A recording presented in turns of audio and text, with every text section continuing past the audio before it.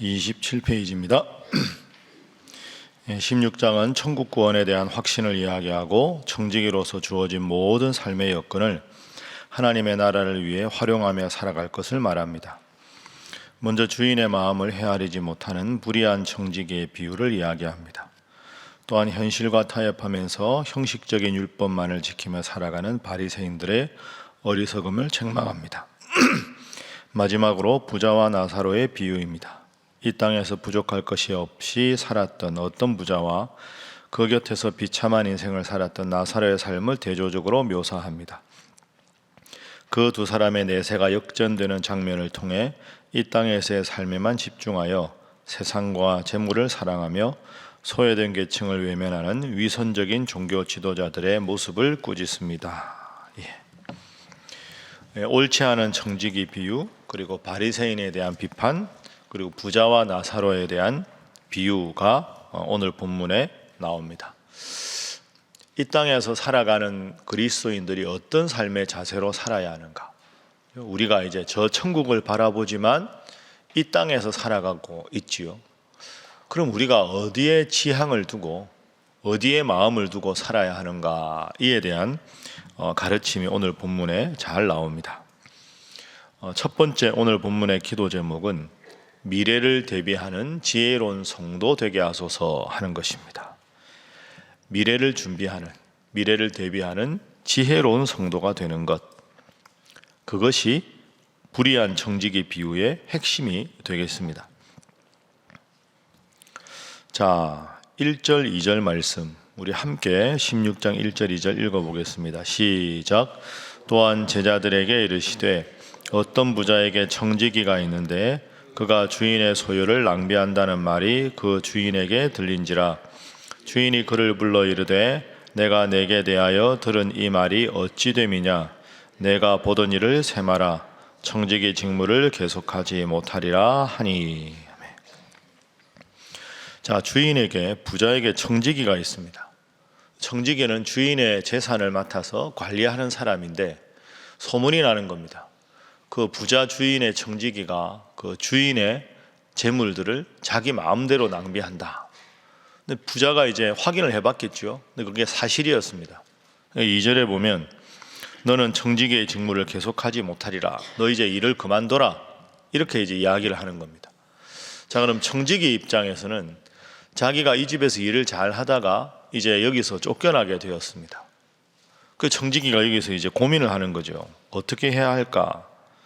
3절에 고민이 나오지요. 땅을 파자니 힘이 없고 빌어먹자니 부끄럽네. 이거 어떻게 해야 되나? 내가 이제 쉽게 말하면 실업자가 됐는데 어떻게 해야 되나 하고는 4절부터 한 가지 계략을 씁니다. 주인에게, 부자니까 부자 주인에게 빚진 사람을 만나서 말합니다. 예를 들어서 6절에 주인에게 얼마를 빚졌느냐? 기름 100마리입니다. 50이라고 써라. 50만 갚아라.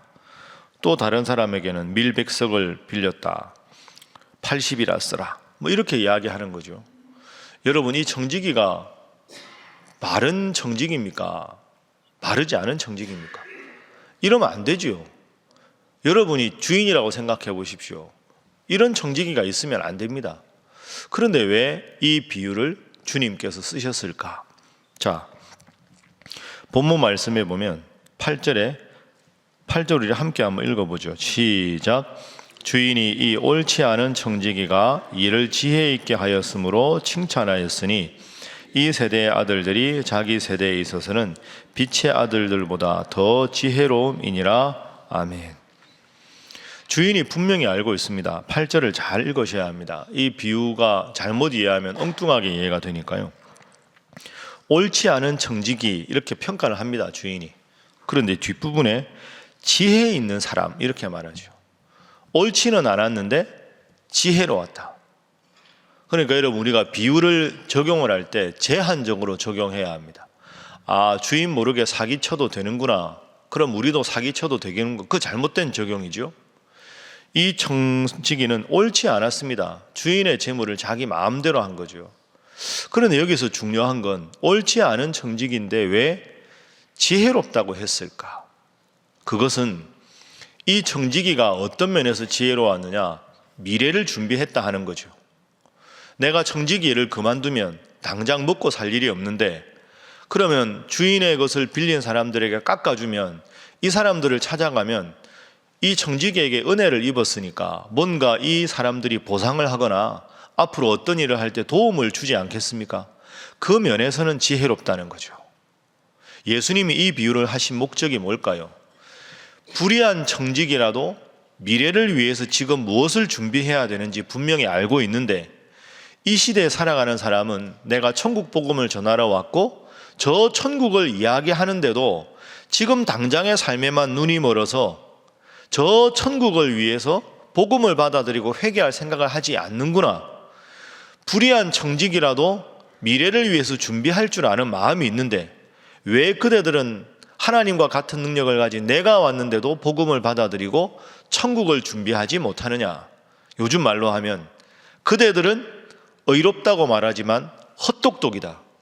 이 불의한 청지기는 불의한 것 같지만 미래를 준비하는 의미에서 지혜롭다.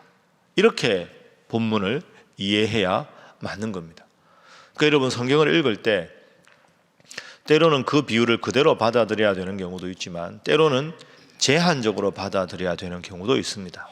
예를 하나 들어보면 야곱이 아버지 이삭을 속이지 않습니까? 그러고는 장자의 명분을 받았지요. 그 야곱의 비유에서 아버지 속여도 되는구나, 복을 받으려면. 그럼 나도 부모님 속여도 되는구나. 그 잘못 적용한 거죠. 아버지를 속였다는 걸 본받는 게 아니라 야곱에서 본받아야 될 것은 하나님께서 주시는 복이 얼마나 중요한가를 마음에 새기던 야곱의 태도가 중요한 겁니다. 그러니까 하나님의 것을 사모하는 열심을 항상 품어야 된다는 건 야곱에게 배워야 하고, 아버지를 속였다는 것은 이것은 훌륭한 방법은 아니었다 하고 부족한 점과 훌륭한 점을 함께 받아야 되는 것처럼 오늘 본문도 불의한 청지기지만 지혜롭게 미래를 준비했다, 이렇게 우리가 생각할 수 있어야 합니다. 가끔 우리가 보면 그렇죠. 하나님 믿는 사람인데도 전혀 천국에 대한 소망이 없거나 이 세상에서 어떻게든 성공해 보려고 온갖 모든 일을 다 하지만 저 천국은 전혀 고려하지 않는 삶, 그렇게 살아가는 삶은 얼마나 어리석은 삶입니까? 어리석은 부자와 똑같지요. 큰 창고를 많이 만들어 놓고 이제 내가 이 많은 것을 축적했으니까 괜찮겠지. 이 어리석은 부자야, 내가 오늘 밤 너의 재산과 너의 생명을 취하면 너는 어떻게 되느냐. 이 비유와 오늘 비유가 같은 맥락입니다. 여러분, 이 땅의 대지에 발을 붙이고 있지만 우리의 기본적인 생각은 저 천국을 지향해야 하는 줄로 믿습니다. 주님 주신 삶, 이 삶에 최선을 다하되 이 삶이 궁극적인 게 아니라 저 천국을 사모하고 주님 보시기에 바른 믿음 생활하는 여러분 모두가 되시기를 주님 이름으로 축복합니다. 자, 두 번째, 그래서 기도 제목은 재물보다 하나님을 더 사랑하게 하소서 하는 것입니다. 재물보다 하나님을 더 사랑하는 삶. 13절 요절입니다. 자, 우리 13절을 함께 읽어보겠습니다. 시작. 집 하인이 두 주인을 섬길 수 없나니 혹 이를 미워하고 저를 사랑하거나 혹 이를 중히 여기고 너희는 하나님과 재물을 겸하여 섬길 수 없느니라. 아멘. 하나님과 재물을 겸하여 섬길 수 없다. 하나님은 저 본향과 연결되고 재물은 이 땅과 연결되고 이 땅의 삶이 다인 것처럼 그렇게 살아서도 안 되고 하나님께서 주신 재물 이렇게 생각해야 하는데 재물이 하나님이 되면 안 된다. 그러니까 여러분, 제가 이번 주에 설교할 때도 말씀드렸지만 우리 예수님은 재물이 필요하다고 꼭 말씀하셨습니다. 떡으로만 사는 게 아니다 하는 말씀은 떡도 필요하다. 그런데 떡이 제일 중요하다 하고 살아가는 것은 잘못이다. 한번 따라해 보시죠. 부자, 부요, 이 두 개는 다르다, 이 말씀을 드렸죠. 부자는 돈이 많은 사람, 재산이 많은 사람이 부자입니다. 그러나 성경에 비슷한 표현이 부요하다, 이런 표현이 나오죠. 부요함, 부요함은 가진 재산이 많다 하는 의미보다는 영적으로 하나님 주신 은혜가 마음속에 충만한 상태가 부요한 자입니다. 그러니까 어떻게 보면 이 세상은 부자로 살아가는 것을 지향하는 것이고, 하나님께서 우리에게 원하시는 삶은 부요한 것. 비록 가진 것이 현실적으로 많지 않아도 마음에 주님을 모시고 넉넉한 은혜로 살아가는 게 부요함입니다. 하나님과 재물을 겸하여 섬길 수 없다. 재물이 필요하지만 재물보다는 하나님이다. 그 하나님 주신 마음으로 살아가는 부요한 자가 되라. 오늘 이 새벽에 오신 여러분들은 모두 다 한 분도 예외 없이 부자보다는 마음이 넉넉한, 은혜가 넉넉한 부요한 자로 살아가시기를 주님 이름으로 축복합니다. 자, 세 번째 기도 제목입니다. 세 번째는 천국 소망을 가지고 살아가게 하소서 하는 것입니다. 오늘은 다 같은 맥락이죠. 미래를 준비하는 삶, 현세가 모든 것이라고 생각하지 않는 삶, 그걸 더 확대하면 천국 소망을 갖고 살아가는 사람. 19절 이하에 부자와 나사로 비유가 나옵니다. 19절에 부자는 자색옷과 고운 베옷을 입고 호화롭게 사는데, 나사로는 20절에 보면 그 앞에서 구걸하는 거지입니다. 그런데 이 부자는 이 세상이 다인 줄 알고 살아서 천국에 가지 못하고, 나사로는 주님을 믿어서 천국에 가게 되었다. 부자지만 천국에 못 가는 인생, 가난하지만 천국에서 영원히 사는 인생, 이 두 인생 중에 어느 인생이 바른 인생이냐, 어느 인생이 더 지혜로운 인생이냐, 그대들은 무엇을 택할 것이냐, 예수님께서 이 질문을 그들에게도 하고 오늘 우리에게도 하는 것이죠. 천국을 지향하는 삶, 동시에 천국 가는 길은 이 땅에 있다. 이 두 가지를 함께 기억하십시오. 우리는 늘 천국을 바라보는 삶을 살아야 하지만 천국 가는 길은 이 땅에 있습니다. 이곳에서 하나님을 잘 믿고 마음이 부요하고, 그래서 하나님 주신 은혜를 나누고, 그래서 우리가 늘 읽지만 이 세상에서 내가 해야 할 가장 중요한 일은 그런 의미에서 두 가지입니다.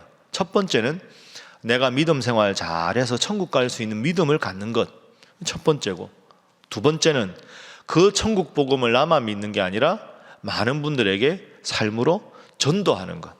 그래서 나만이 아니라 그들도 함께 저 천국 소망 갖고 살아가게 하는 것. 한번 따라하겠습니다. 믿음, 전도. 이 두 가지가 이 세상에서 우리가 해야 할 가장 소중한 가치입니다. 내가 믿음 생활 잘해서 저 천국 갈 수 있는 믿음을 갖고, 저 천국 소망을 나만이 아니라 아직 모르는 이들에게 전파할 수 있는 것. 그래서 누군가가 이 어리석은 부자처럼 저 천국을 가지 못하고 이 세상의 삶이 찰나 같은 삶이 다인 줄 알고 살다가 천국에 가지 못해서 후회하는 삶, 그것은 사실은 지혜로운 것 같지만 참으로 어리석은 사람이다. 오늘 말씀을 전체적으로 한번 정리해 볼까요? 불의한 청지기는 불의했지만 천국, 미래를 준비하는 삶이다. 나사로는 거지였지만 천국 가는 삶이다. 우리 주님께서 하신 비유의 명확한 것은 저 천국을 바라보는 믿음 생활, 그것이 인생에서 가장 소중하다. 이 말씀을 잘 아는 말씀이지만 다시 한번 마음속에 새기시고, 이 세상에서 믿음과 전도에 힘쓰시는, 그래서 모두가 저 천국 이르는 우리 사랑하는 새벽의 모든 성도 되시기를 주님 이름으로 축복합니다. 기도하겠습니다. 주님, 천국 소망을 늘 품고 살아가게 하옵소서. 재물의 노예가 되지 않게 하시고, 주님께서 나에게 주신 모든 것의 소유자이시며 저는 재물의 청직이라는 의식을 갖고 주님 원하시는 데 사용하며 선용하며 살아가게 하여 주옵소서. 위에서 기도하시고 여러분이 꼭 전도해서 함께 천국 복음을 나눌 사랑하는 가족들, 사랑하는 이웃들, 사랑하는 친구들, 그분들을 생각하면서 주님, 그들에게도 예수 이름을 믿고 저 천국에 이를 수 있게 하여 주옵소서. 다 함께 주님 앞에 기도하겠습니다. 주여 믿습니다. 주여 믿습니다. 주여 믿습니다.